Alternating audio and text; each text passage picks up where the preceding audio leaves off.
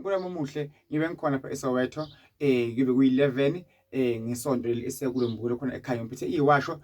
kwana isicitho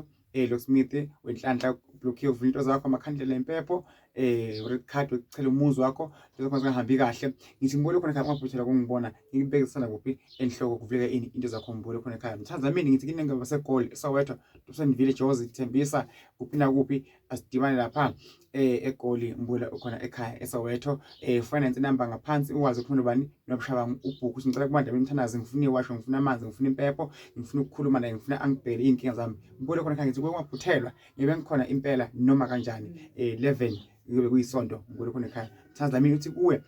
doors open iminyango ivulekile usuka nje unyaka wena sovele ugezekile nenhlanhla uthi ekhaya nje soyazi ukuthi ekhaya ufike ulungise ini nje uzokwehla uye emakhaya manje uzoba ngama holiday ubusovela ngabani Mthandaz mina uzokwazi ukusuka unyaka usuke nenhlanhla usuke nempumela ngibule khona ungaphelwa ngamandla futhi ungayibukeli phansi ama holiday into encane into ephela but impilo yakho ayikwazi ukuphela khona la ngibule khona ekhaya asilungiseke mina nawe inkosi kubusise ngithanda kakhulu ngibule khona ekhaya tusendivile eSoweto ngikhona nge11 kube kuyisonto lesiya kulo mbule khona ekhaya